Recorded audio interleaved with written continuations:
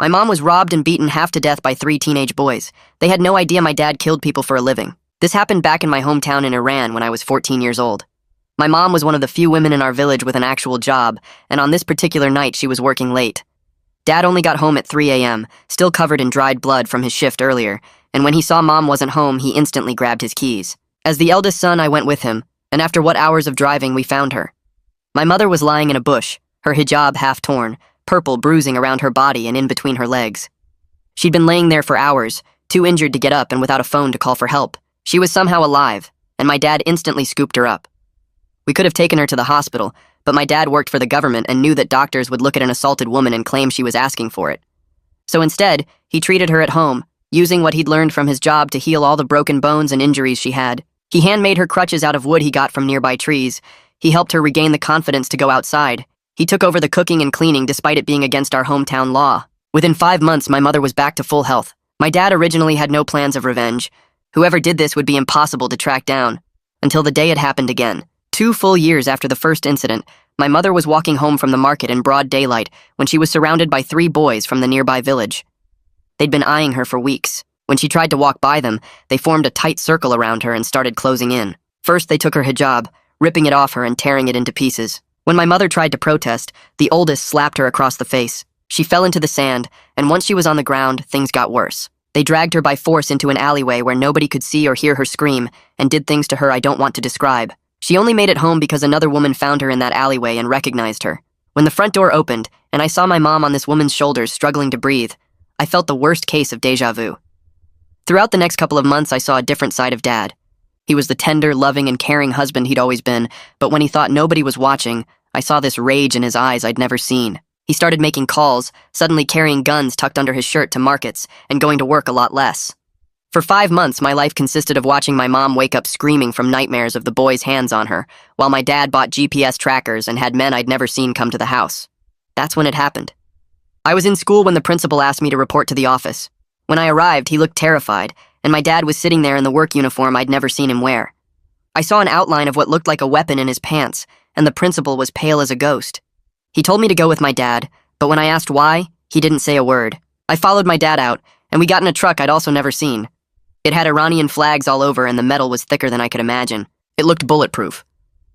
"Dad, where are we going?" I asked him in this scared voice. "You're a man now, son." He ignored my question. "And as a man, you protect the women in your life." I asked him what this had to do with pulling me out of school, and that's when he finally told me. He'd tracked down the teenagers who'd assaulted my mother, and now knew all their addresses. It turned out to be the same 3 boys both times.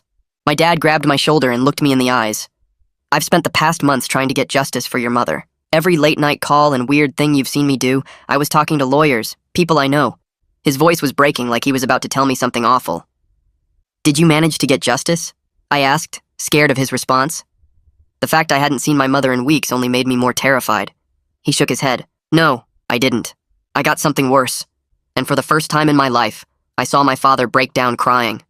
Full-on tears. They told me the boys did nothing wrong, that when my wife, your mother, was assaulted, she provoked them." I stared in disbelief at him, and now I have to divorce her, he added. My eyes burst open. "Why do you have to divorce Mom?" "Because a married woman can only sleep with her husband. Infidelity is a crime. But she didn't sleep with them. They assaulted her." I was getting angry now. "I know, but that doesn't matter to them." He was sobbing so hard I had to put my hand on his shoulder. "Is Mom going to get arrested?" My voice was trembling, thinking about the woman I saw getting stoned for infidelity when I was 9. And when Dad shrugged at my question, I felt my tears starting to form. All I know is the people above me are telling me divorce her, that I might have a chance to save her life if I do it right now. My jaw dropped. I felt tears rolling down my own cheeks. "That's why you're here, son." Dad wiped his own eyes. "If those 3 bastards die tonight, nobody can prove anything." I sat frozen in the passenger seat, my whole body locked up like someone had poured concrete into my bones. Dad started the engine and the truck rumbled to life, way louder than any normal car, and I could feel the vibrations through the floor. My hands were shaking, so bad I had to grip my knees hard just to make them stop, digging my fingers into my jeans until it hurt. The dashboard had this GPS device mounted on it that I'd never seen before, and it was showing 3 red pins scattered across a map of the nearby village. Dad's jaw was clenched, so tight I could actually hear his teeth grinding together, this awful scraping sound that made my stomach hurt. He reached under his seat without looking, and pulled out another weapon, bigger than the one I'd seen under his shirt. His hands moved fast and smooth as he checked it, pulling back some metal part and looking inside before tucking it back under the seat, and that's when it really hit me that this was actually happening. We started driving, and I watched the red pins on the GPS get closer, the distance numbers counting down, and I wanted to throw up. Dad's uniform looked different from the one he usually wore to work, darker and heavier, with patches on the shoulders I'd never seen before. The fabric was thick, almost like armor, and when he moved I could see the weapon outline under his shirt shift position. I forced myself to look away because seeing it made everything feel too real, like I was watching a movie, but I was stuck inside it. My throat felt so tight I couldn't swallow right, and I wanted to ask him to turn around and take me back to the school, to pretend none of this was happening. But then the image of Mom lying in that bush 2 years ago flashed in my mind, her hijab torn and her body covered in bruises, and I couldn't make the words come out. Dad tapped the GPS screen and zoomed in on the first red pin, his finger steady even though mine were still shaking. He started talking in this flat voice that didn't sound like him at all, explaining how he'd been tracking these boys for 5 months using tools from his government job. He swiped through photos on the screen, showing me pictures of 3 teenagers, and I recognized them from around the village. The photos had timestamps on them, dates and times, showing the same 3 boys entering and leaving a cafe, walking into a mosque, taking the same routes home from the school. There were dozens of photos, maybe hundreds, all organized by date and location. Dad showed me more pictures of them sitting at a corner table in the cafe, hanging out in an alleyway, meeting up at a shop. The level of detail scared me worse than the weapons, because this wasn't just angry rage anymore. This was planned and thought out and organized, like a military thing, and I realized Dad had been doing this every single day for months, while I thought he was just working late. He swiped to another screen that showed their daily schedules, times written out next to locations, and I understood he could predict where they'd be at any moment. My stomach felt sick looking at all that planning, all those hours Dad had spent watching and waiting and building this information. Dad drove us through narrow streets I didn't recognize, taking turns that seemed random until I realized he was avoiding the main roads. He pulled over 2 blocks from the first address and put the truck in the park, then turned to look at me. His eyes looked completely empty, like all the warmth I'd always known was just gone, replaced by something cold and hard. He told me my job was simple, his voice quiet and controlled. Stay in the truck, watch the street, and honk the horn twice if I saw police or anyone approaching. That was it. That was all I had to do. I nodded because I didn't trust my voice to work right, and Dad squeezed my shoulder once, his hand heavy and warm. Then he checked his weapon again, that same smooth motion, and reached for the door handle. His phone started ringing before he could open the door, and I saw Gilbert Wagner's name flash on the screen. Dad stared at it for a second like he was thinking about not answering, but then he picked it up and said hello in this tense way. I watched his face go pale, the color just draining out of it, as Gilbert's voice crackled through the speaker loud enough for me to hear bits and pieces. Gilbert was demanding to know if the divorce papers had been signed yet, his voice angry and impatient. Dad said he needed more time, but Gilbert cut him off and said if Dad didn't comply by tomorrow morning, he'd personally make sure Mother faced the full penalty for infidelity. The word hung in the air between us, heavy and awful. Dad didn't say anything else, just sat there holding the phone while Gilbert kept talking about procedures and laws and consequences. When the call ended, Dad stared at the phone like it was a bomb that might go off, his hand trembling now too. My mind flashed back without warning to 5 months ago, when Mom first came home after the second assault. I could see it so clearly, like I was standing in that doorway again.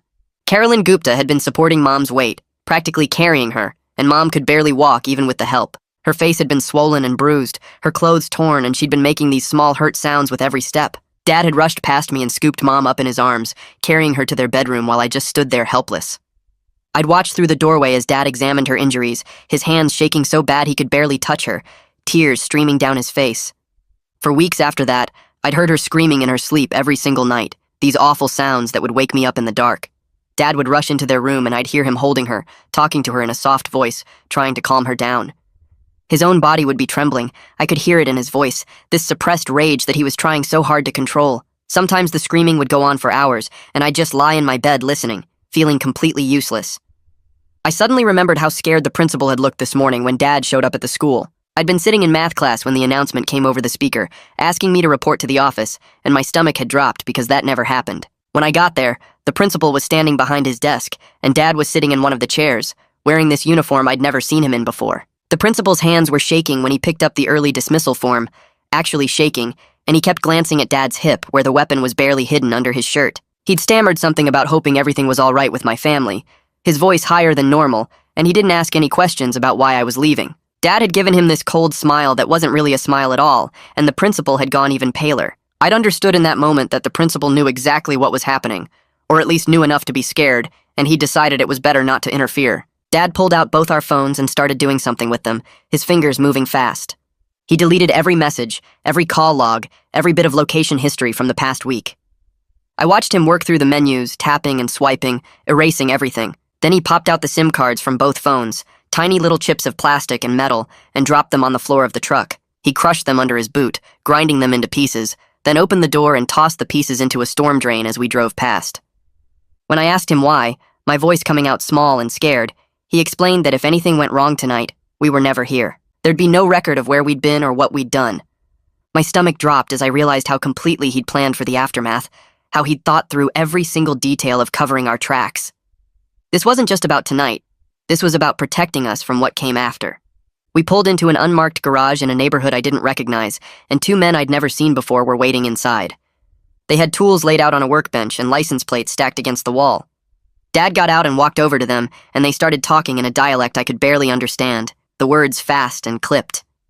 The men moved around the truck with practiced efficiency, unscrewing our license plates and replacing them with ones from a different province. One of them handed Dad a heavy bag that clinked when it moved, the sound of metal on metal, and Dad took it without looking inside. The whole operation took maybe 5 minutes, and I realized Dad had been building this network for months, finding people who would help him without asking questions.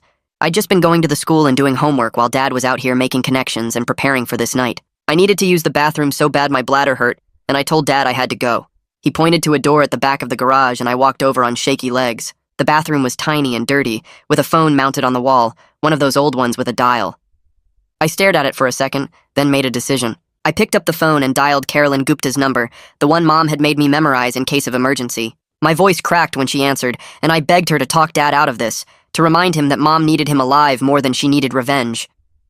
I was crying now, tears running down my face, and I told her Dad was going to do something terrible tonight.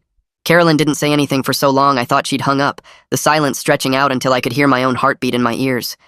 Then she said she'd try, her voice sad and tired, but her tone made it clear she thought it was already too late to change his mind. She said she'd call him, she'd try to reach him, but I could tell she didn't believe it would work. I hung up the phone and wiped my face, trying to pull myself together before going back out to Dad. Out, in the garage, Dad was packing the bag back into a compartment under the truck's floor panel, his movements quick and efficient like he'd done this 100 times. He didn't ask what took me so long, and I didn't tell him about calling Carolyn. We drove in silence for 20 minutes until he pulled up to a building I'd never seen before, a narrow structure wedged between a fabric shop and a closed restaurant. The windows were covered with faded curtains and the paint was peeling off the walls. Dad led me up a creaky staircase that smelled like old paper and something sour I couldn't identify. The legal aid office was on the 3rd floor, just one room with a desk buried under stacks of folders and a woman sitting behind it who looked tired in a way that went deeper than just needing sleep. She gestured for us to sit in 2 metal chairs that wobbled when we settled into them. Dad explained everything in this flat, emotionless voice while she took notes on a yellow pad, her pen moving steadily across the page. When he finished, she set down her pen and looked at us with eyes that had clearly heard too many stories like ours. She explained that our best option was documenting absolutely everything and trying to get the case moved to a different jurisdiction where assault laws were interpreted more progressively. The honesty in her voice about how slim our chances were felt almost worse than if she'd given us false hope. She promised to file paperwork requesting a jurisdiction transfer, but warned it could take months and probably wouldn't work. I watched Dad's shoulders slump forward and his hands grip his knees so tight his knuckles went white. The lawyer pulled out a folder from one of her desk drawers and spread papers across the cluttered surface. She suggested we start building a paper trail immediately, documenting Mom's injuries with photographs and written descriptions, recording every detail about the assault circumstances, and keeping records of the government's response and threats. She said international human rights organizations sometimes intervened in cases like ours if there was enough documentation to prove systemic failure. Her words came fast like she'd explained this process 1,000 times before. She handed Dad a packet of materials explaining secure documentation methods and gave him contact information for 3 organizations that monitored violence against women in Iran. Dad's hands trembled as he took the papers, holding them like they were fragile enough to crumble. I saw something flicker across his face that might have been hope, before reality seemed to crash back down on him and his expression went empty again. The lawyer walked us to the door and touched Dad's arm briefly, a gesture of sympathy that made his jaw clench. We drove home in silence again, the packet of papers sitting on the dashboard between us. When we pulled up to our house, Dad sat in the truck for a full minute staring at the front door before he finally got out. Inside, he went straight to Mom's room where I could hear her breathing in that fitful way she had when sleep wasn't really rest. I followed and stood in the doorway watching him kneel beside her bed.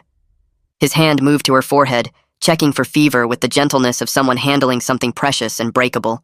The wooden crutches he'd carved for her months ago leaned against the wall, the wood worn smooth where her hands gripped them. Mom had lost so much weight I could see the shape of her bones through the blanket, her face gaunt in a way that made her look years older. Dad adjusted the blankets with infinite care, tucking them around her shoulders, then leaned down and kissed her forehead so softly I barely saw his lips touch her skin. The contrast between this tender caregiver and the man who'd been ready to kill someone just hours ago made my head feel dizzy and confused. Over the next week, Dad and I fell into a pattern that felt both purposeful and dangerous. We started watching Andres Ayala's movements with the precision of a military operation. Dad had a notebook where he recorded everything, times and locations written in neat columns. Andres worked at his uncle's shop most mornings, arriving around 8 and leaving around 2. On Tuesdays and Fridays, he attended prayer at the mosque, always entering through the east door and staying for exactly 45 minutes. Every Thursday evening, he met friends at a specific cafe on the corner of 2 busy streets, sitting at the same table near the window where he could see people walking by. Dad mapped every route Andres took, timing how long each journey lasted down to the minute. He photographed locations from different angles, noting which had security cameras and which had blind spots. We were building a profile so detailed we could predict where Andres would be at any given time, and watching Dad work with this level of focus scared me more than his earlier rage had. One evening, Dad was scrolling through his phone in our truck during a stakeout when his whole body went rigid. He'd found Andres' social media account, and the idiot had been posting vague brags about conquering women and making crude jokes about hijabs. The posts were coded just enough to avoid obvious confession, but clear enough that anyone who knew what happened would understand exactly what he meant. Dad's hands started shaking as he took screenshots, his breath coming faster as he read through months of comments.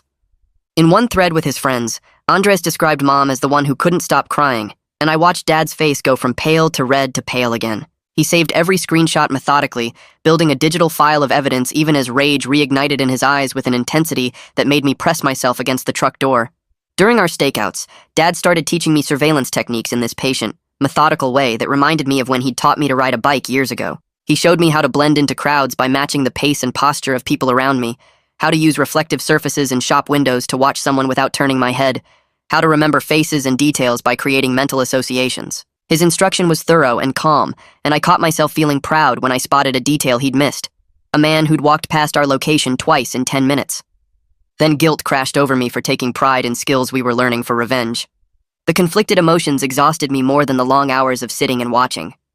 At home, I took over more of Mom's care while Dad was working or planning. I helped her to the bathroom, supporting her weight as she shuffled across the floor even though she was getting stronger. I prepared meals she could keep down, mostly rice and bland soups that wouldn't upset her stomach. I sat with her during the worst nightmares when she'd wake up screaming and thrashing, and she'd grip my hand so tightly during those episodes that I had bruises on my wrist and fingers. Sometimes she whispered apologies for putting us through this, her voice so broken it made my chest ache. Dad and I developed a wordless routine of trading off caregiving duties, one of us always nearby in case she needed something. In those moments, we felt like just a family trying to survive, not conspirators planning violence. Gilbert Wagner called Dad's phone one afternoon, and I watched Dad's face go pale as he answered. Gilbert said he was coming over and hung up before Dad could respond. 20 minutes later, an official vehicle pulled up outside our house with Gilbert and 2 other government men I didn't recognize. Gilbert stood in our doorway in his crisp uniform and announced in a voice loud enough for neighbors to hear that Dad had 24 hours to sign the divorce papers or face immediate termination and criminal charges for insubordination. The threat was delivered with this smile that made my skin feel like insects were crawling on it. I watched Dad's hand twitch toward his hip where his weapon usually sat, before he caught himself and forced his body still. He nodded once and accepted the papers Gilbert thrust at him, the documents crisp and official-looking with multiple signature lines marked in red. That night I couldn't sleep, and I heard voices coming from my parents' room, low and urgent. I crept closer to the door and heard Dad talking about resigning from his government position entirely, his voice desperate as he suggested that removing himself from Gilbert's authority might provide some protection. Mom's weak voice argued against it, pointing out that Dad's position was the only thing preventing Gilbert from moving against her immediately, that without it we'd be completely defenseless. I heard Dad make a sound like all the air had been knocked out of him, recognizing the truth in what she said. They held each other in silence after that, and I heard quiet crying from both of them that made my throat tight and my eyes burn. I pretended not to hear as I crept back to my room. The next day, while Dad was out buying groceries, I made a decision without telling him. I used the surveillance techniques he'd taught me, the ways to move quietly and leave no trace, to access his computer. I copied all his surveillance files onto a USB drive I'd bought with money from odd jobs, every photo and time-stamped document. I copied Gilbert's threatening messages and texts, I copied every piece of documentation about the assaults, the hospital visit we never made, everything. If everything went wrong, someone needed to have evidence of what really happened and why we'd done what we'd done. I hid the drive inside a hollowed-out book in my room, one of my old textbooks that nobody would think to look through. The whole time my hands were shaking and I felt like I was betraying Dad's trust, but I knew this might be our only insurance against complete disaster. I slept badly that night, waking up every hour thinking I heard footsteps coming to my room. The next morning, the legal aid lawyer called while Dad was making breakfast, and I watched him answer with the phone pressed tight to his ear. She talked for a long time, and Dad grabbed a pen to write things down on the back of an envelope, nodding even though she couldn't see him. When he hung up, he looked at the notes for a minute before walking to Mom's room where she was resting. I followed and stood in the doorway while Dad sat on the edge of her bed and explained what the lawyer said. She told him about a city 3 provinces away where Mom might be safer, where Dad could find work outside of Gilbert's reach. Dad's voice was quiet as he listed what it would mean, leaving our house and everything we owned, starting over with nothing in our pockets, and the lawyer said authorities might still track us down even there. Mom reached for Dad's hand, and they sat like that for a while before starting to talk in voices so low I could barely hear them. I sat in the hallway outside their room for hours listening to them go back and forth, weighing choices that all seemed terrible in different ways. Through the crack in the door, I could see their faces, and I swear they looked 10 years older by the time they finally went quiet without deciding anything. That same afternoon, I was walking back from the corner store when I saw our neighbor, an old woman who'd known our family since before I was born, stop Dad in the middle of the street. She put her hand on his arm and asked him directly about the government truck that kept parking near our house, her eyes sharp and worried. I ducked behind a parked car to watch, and I saw Dad's whole body go stiff, his face showing the panic he was trying to hide. He gave her some vague answer about work assignments and special projects, his hands moving too much while he talked. She didn't look convinced and kept asking questions about why things seemed wrong with our family, why I'd missed school, why Mom never came outside anymore. Dad kept deflecting and making excuses until she finally let go of his arm and walked away, but I could tell from how she looked back that she didn't believe anything he'd said. When Dad got home, he was shaking and told me word was spreading through the village, that people were noticing things and asking questions that could get us in serious trouble. 2 days later, the principal called Dad's phone and asked him to come to the school alone, which made Dad nervous enough that he checked his weapon twice before leaving. I waited at home for hours, watching the clock and imagining all the bad things that might be happening. When Dad finally came back, his shoulders looked less tight than they'd been in weeks, and he sat me down to explain what happened.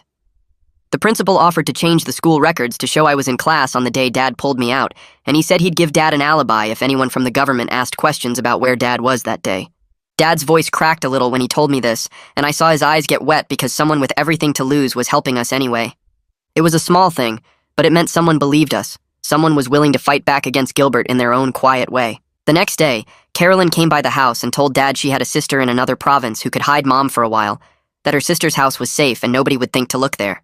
Dad thanked her but refused, his voice firm as he said he needed to handle this alone and wouldn't drag other people into danger. I felt my frustration building because I could see we needed help, we needed allies, but Dad was so focused on protecting everyone else that he wouldn't let anyone protect us. My voice came out louder than I meant it to when I told Dad this was stupid, that his pride was going to get all of us killed. Dad's face went dark, and he pointed at my room, telling me I didn't understand anything and to go there now. I shouted back that I understood plenty, that Mom needed more than just him, and he shouted over me that this wasn't my decision to make. We stood there yelling at each other until I finally stomped to my room and slammed the door, my whole body shaking with anger and fear. Later that night, I couldn't sleep and found Dad sitting alone in the dark living room, just a shadow in his chair. I sat down on the floor near him, and my voice shook when I started talking, telling him I wasn't a child anymore, that pulling me into this revenge plan made me part of it whether he liked it or not. I forced the words out even though my throat felt tight, saying that if he was going to use me as a lookout, then he had to listen when I said we needed help. Dad looked at me for a long time without speaking, and then his face just crumpled and he reached out to pull me into a hug. His whole body was shaking and he said he was sorry. Sorry for putting this weight on me. Sorry for making me grow up so fast. He promised he'd think about accepting support from people who offered, and we sat there holding each other in the dark until I felt his breathing slow down. Over the next few days, Dad and I went back to watching Andres, and we found a cafe with big windows where Andres met his friends every Thursday evening. Dad became obsessed with that location, driving by at different times to take photos of the building from every angle. He wrote notes about the bathroom location and where the exits were, took pictures of the sight lines from buildings across the street. I watched him photograph the same corners over and over, timing how long it took staff to rotate between tasks, and I realized he'd moved past just watching into actually planning something specific. That Thursday evening, I convinced Dad to let me go inside the cafe to scout while he watched from across the street. I went to the bathroom to wash my hands and look around, and while I was standing at the sink, the door opened behind me. Andres walked in and I froze, my hand still under the running water. He glanced at me without any recognition. Just another kid washing his hands, and went to use the facilities while laughing at something on his phone. I forced myself to keep washing slowly so I could look at his face in the mirror. He looked so normal, just a regular guy in regular clothes, and the disconnect between how ordinary he seemed and what he'd done to Mom made my head feel dizzy. My hands started shaking and I had to grip the sink to steady them, watching this person who destroyed my mother's life act like nothing was wrong. I dried my hands and left before he could notice how long I'd been staring. When we got home that night, Dad sat me down with this urgent look on his face and told me the plan had changed. He explained that killing the boys would only make things worse for Mom because it would confirm her as a victim of infidelity, that the legal system would use it against her. Instead, he wanted to grab Andres and force him to confess on recording, something we could use to pressure the authorities into actually investigating. The plan sounded risky and complicated, involving zip ties and recording equipment and finding a place to keep Andres while we questioned him.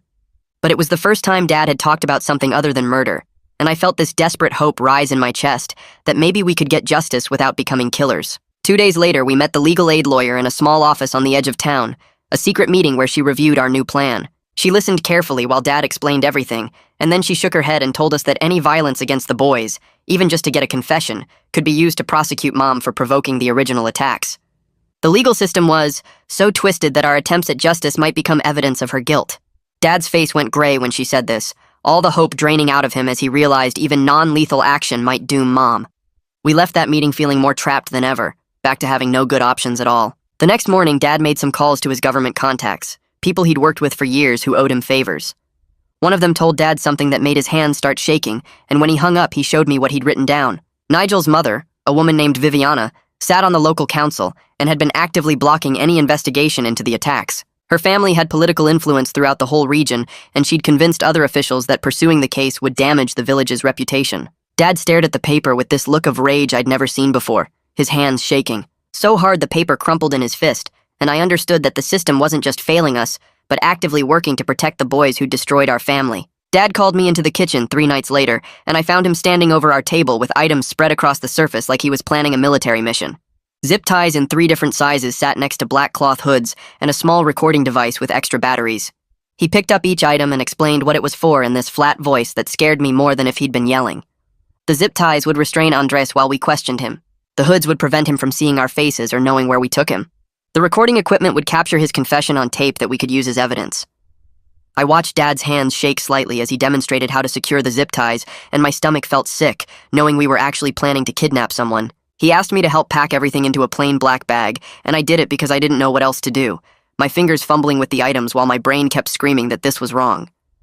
Dad kept talking about how this was just gathering evidence and how we needed Andres' confession to force the authorities to investigate. But I could see in his eyes that he was trying to convince himself more than me. We packed the bag together, and Dad hid it under the loose floorboard in his bedroom where Mom wouldn't find it. The whole time I felt like we were crossing a line we could never uncross, and I wanted to tell Dad to stop, but the image of Mom's broken body kept flashing in my mind.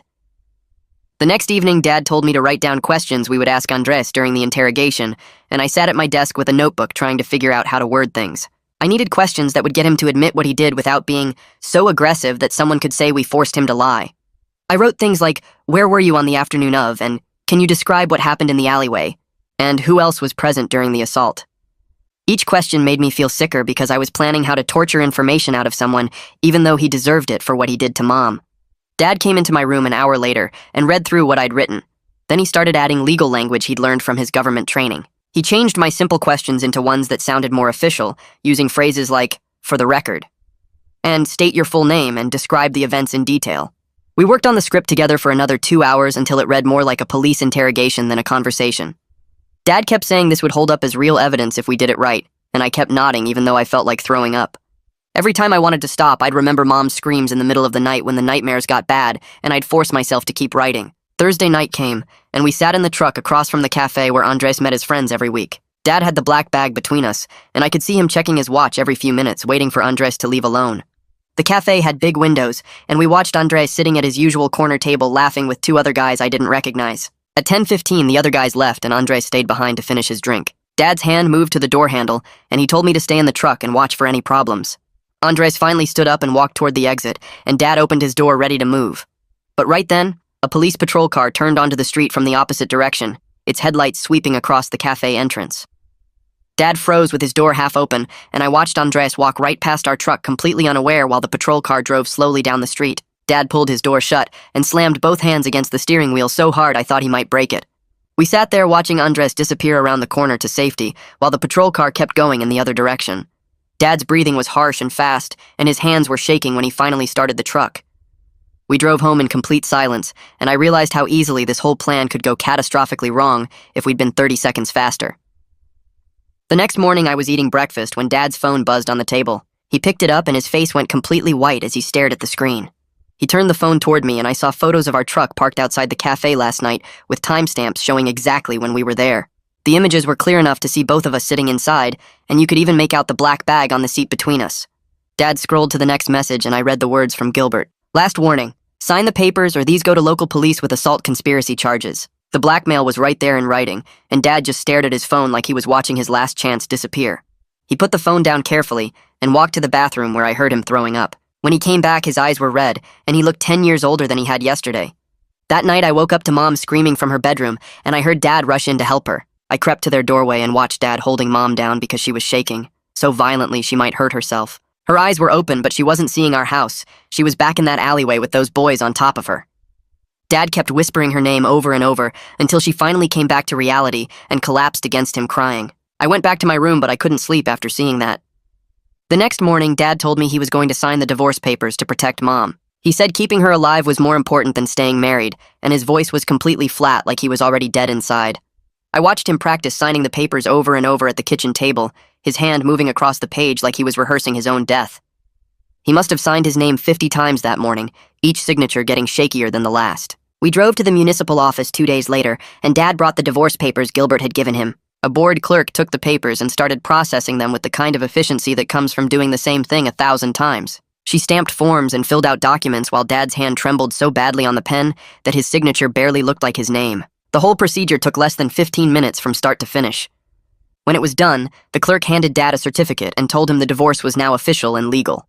We walked back to the truck and Dad got in the driver's seat, but he didn't start the engine. He just sat there gripping the steering wheel while tears streamed down his face without making any sound. I'd never seen someone cry so quietly before, and it scared me more than if he'd been sobbing out loud. We sat in that parking lot for almost an hour before Dad finally wiped his eyes and drove us home. Mom was waiting at home and she knew something was wrong the second we walked in.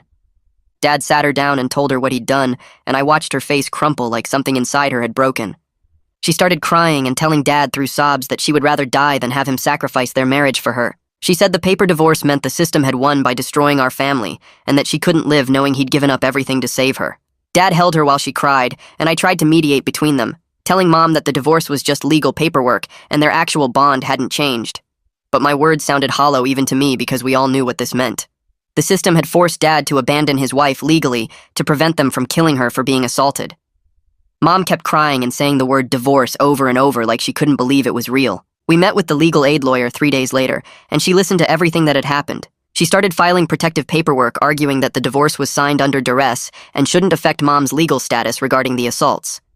But she warned us the bureaucratic process could take months, and we might not have months to wait. She was doing everything possible within a broken system, but the wheels of justice moved so slowly that Mom could be arrested and charged before any of the paperwork went through. We thanked her, and left with more papers that felt increasingly meaningless against the weight of institutional corruption. Dad carried the folder of documents like it weighed 100 pounds. The next week, I found a note in my locker at the school from the principal. Inside was a copy of altered attendance records, showing I'd been present on multiple days when I was actually with Dad doing surveillance.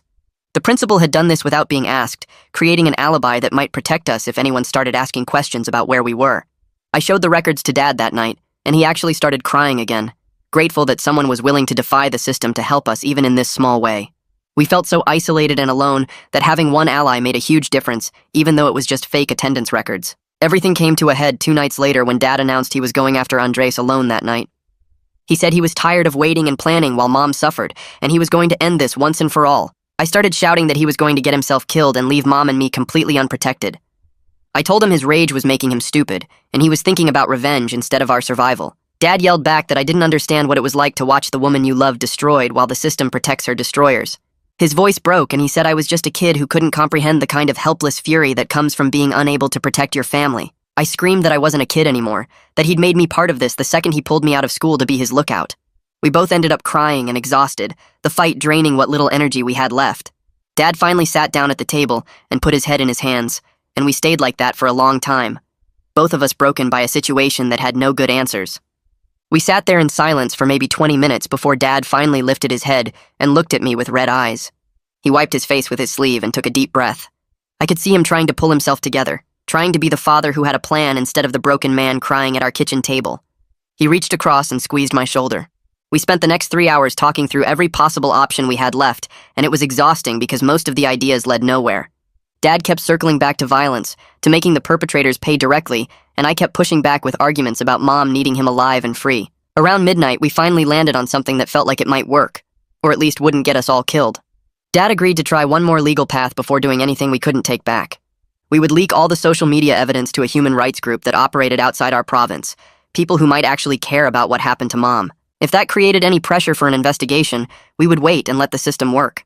Dad's face showed he didn't believe it would help, but he was willing to try because I begged him to give it one more chance. The compromise felt fragile, like Dad might change his mind at any moment, but it was better than watching him throw his life away on revenge that wouldn't bring Mom any real justice.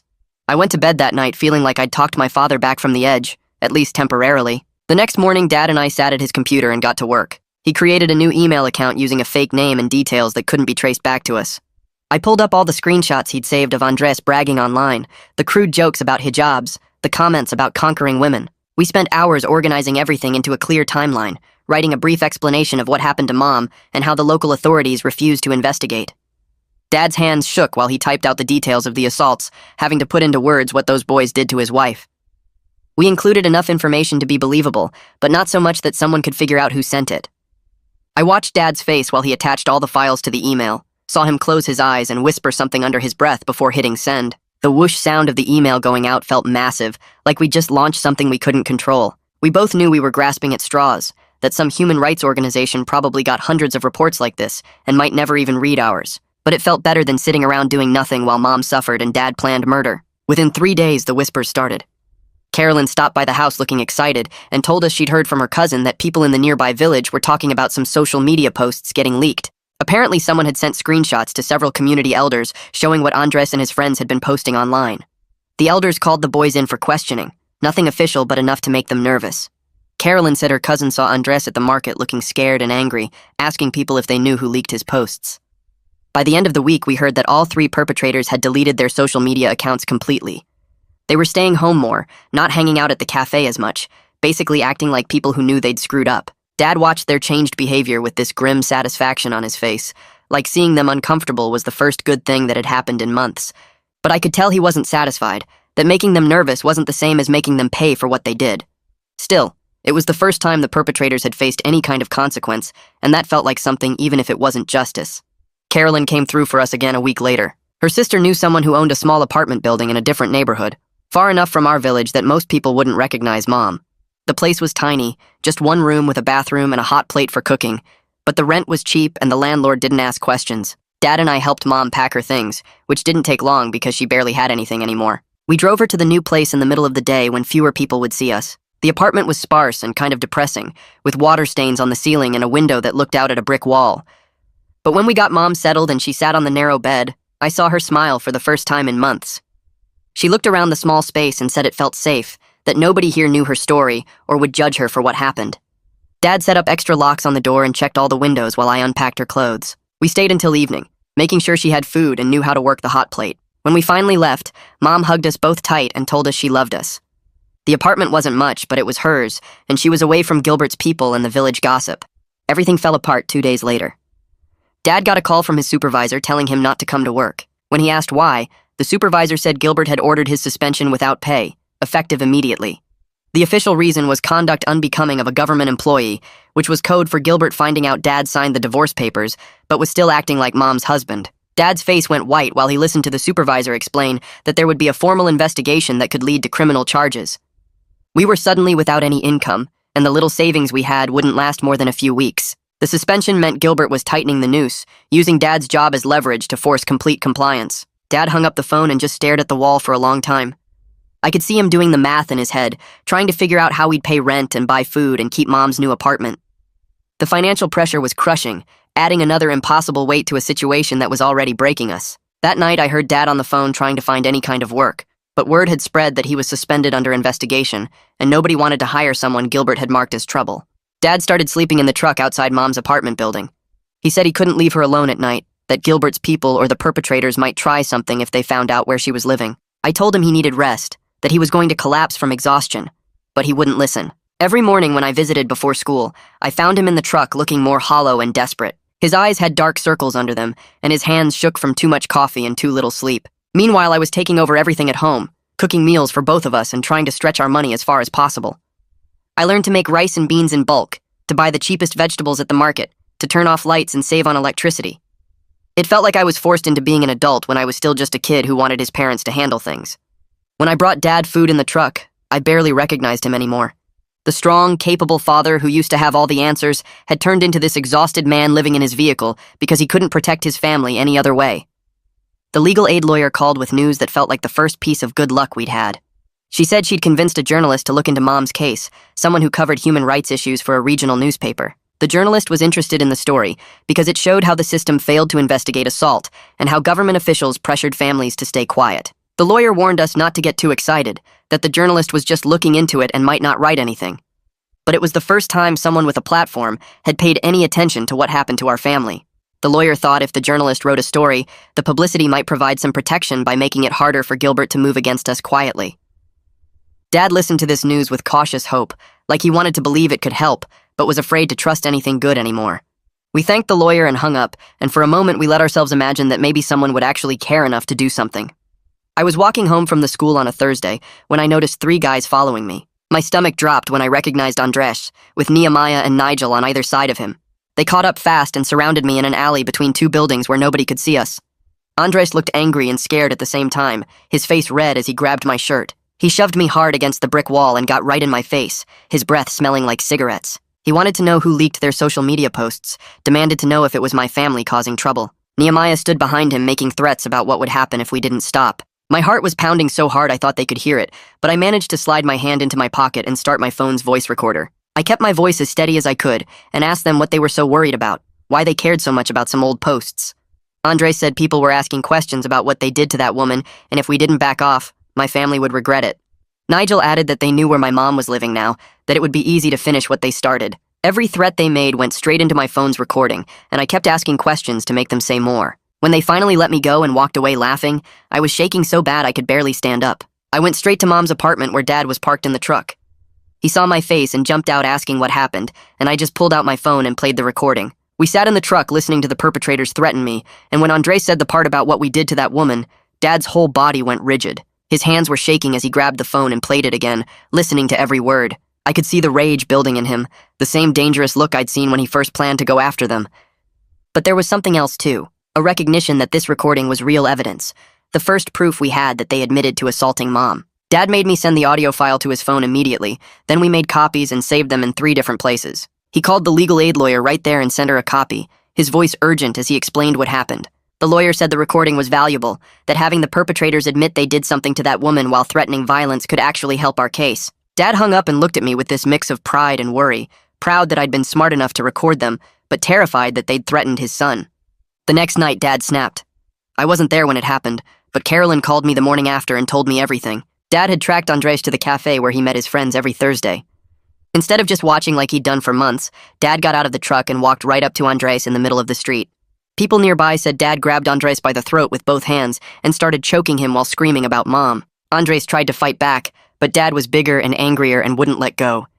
He kept squeezing and yelling until several bystanders pulled him off. By the time they separated them, Andres was injured and gasping for air, and Dad was still trying to get at him. The whole thing happened in front of at least a dozen witnesses who saw everything. Carolyn said the police were looking for Dad now, that Andres had filed assault charges, and Gilbert was using the incident to push for Dad's arrest. When Dad finally came home that morning, his knuckles were bruised and there was a wild look in his eyes like he'd crossed a line he couldn't uncross. He knew he'd made everything worse, that his moment of rage had given Gilbert exactly what he needed to destroy us completely. I found out what happened next from Carolyn when she called me about 20 minutes later, her voice shaking so bad I could barely understand her. Dad had tried to run from the scene after people pulled him off Andres, and in his panic to get away, he bumped into an old woman who was walking past. She fell backward and her head hit the curb with this awful sound that everyone heard. People rushed to help her while Dad just kept running to his truck, and by the time someone called for help, the woman was bleeding from her head and not moving right. They took her to the hospital in an ambulance, and Carolyn heard from someone at the scene that the doctors said she had serious head injuries. Now Dad was facing charges for attacking Andres plus whatever happened to this woman, and if she died, it could be way worse than just assault. Carolyn told me I needed to find Dad before the police did, that he needed to turn himself in the right way, or things would get even more terrible. I tried calling Dad's phone, but it went straight to voicemail, and I felt this sick feeling in my stomach knowing our whole situation had just gone from desperate to completely destroyed.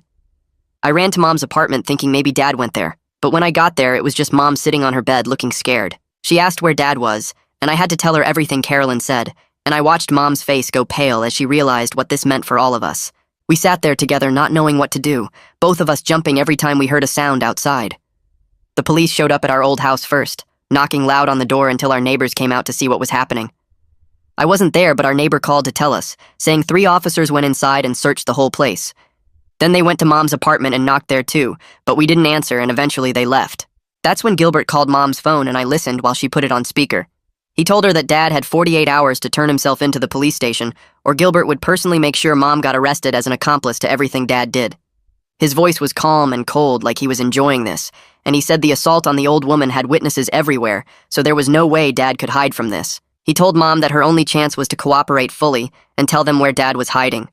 Mom's hands were shaking so bad she almost dropped the phone, and after Gilbert hung up, she just stared at the wall. About an hour later, Dad finally called from a number I didn't recognize. His voice sounded broken and tired, and he kept saying he was sorry for making everything worse. He wouldn't tell us where he was, no matter how much I begged, just said he needed time to think about what to do next.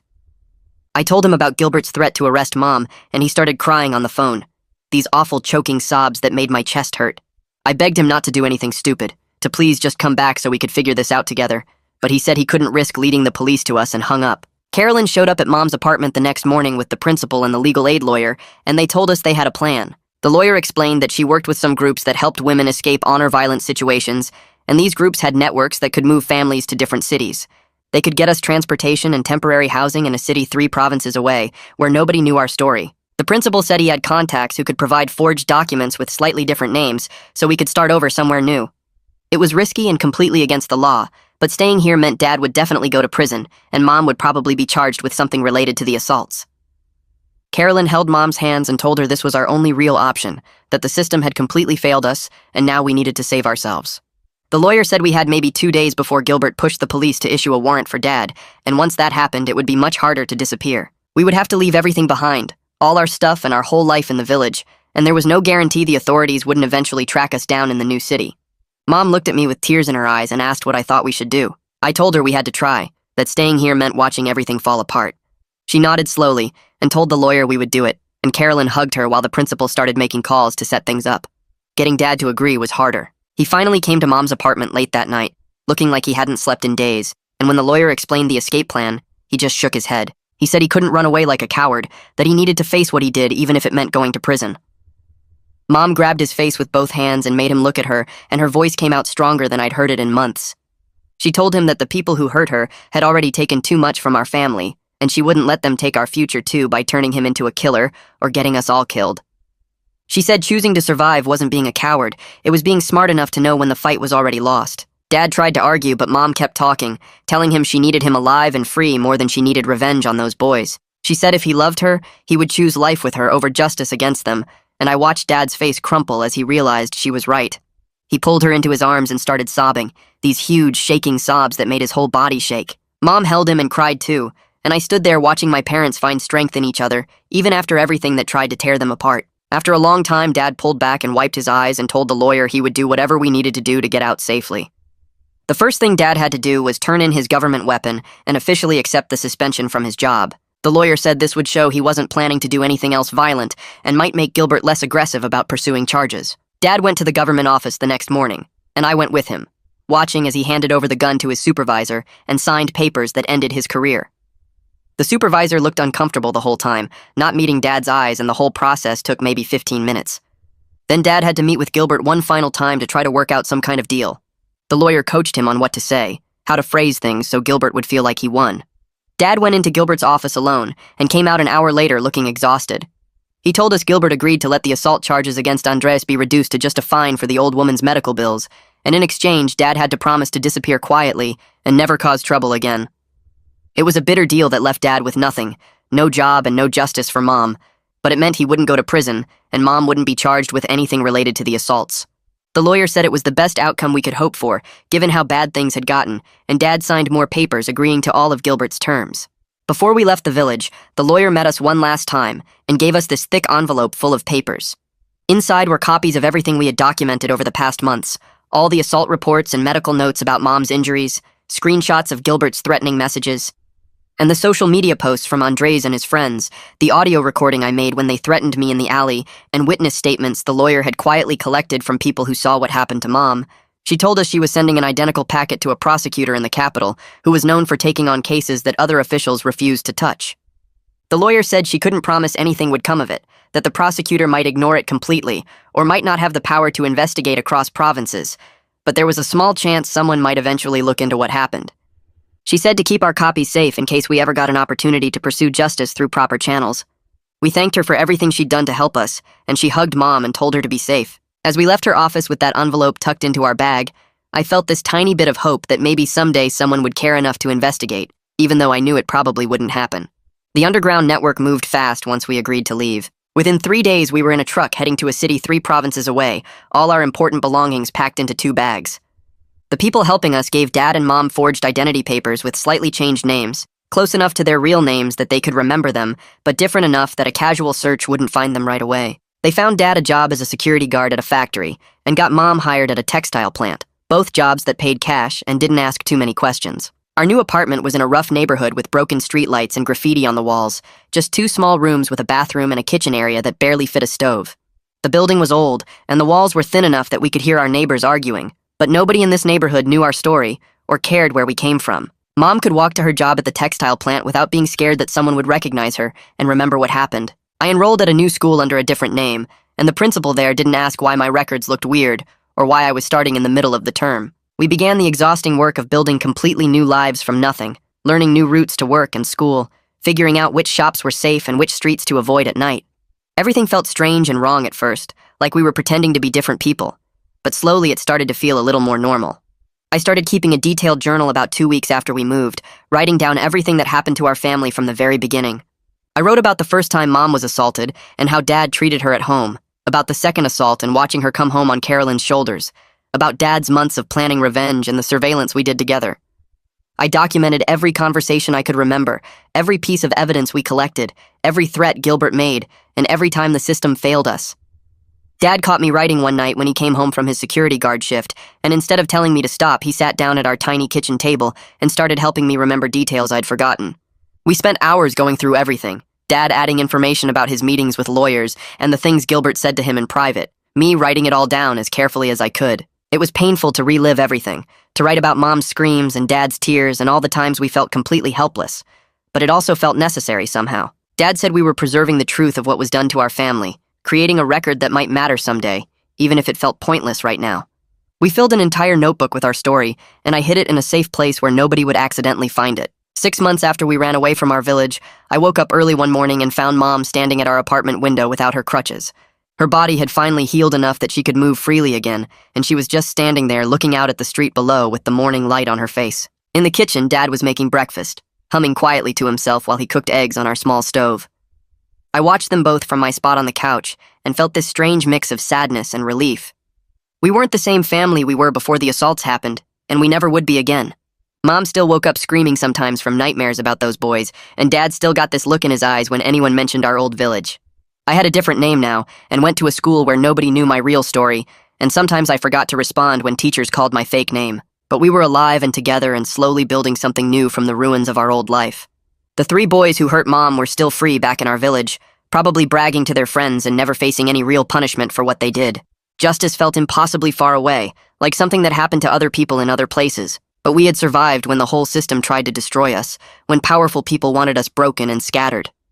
Some days that felt like its own kind of victory, just being here together in this cramped apartment, eating breakfast and getting ready for work and school like a normal family. It wasn't the life we wanted or the justice we deserved, but it was ours and nobody could take it away from us. So yeah, that's the whole story. Nothing too crazy, just one of those things life throws at you. Thanks for hanging out. It's always a good time sharing these with you. Come back next time if you feel like it.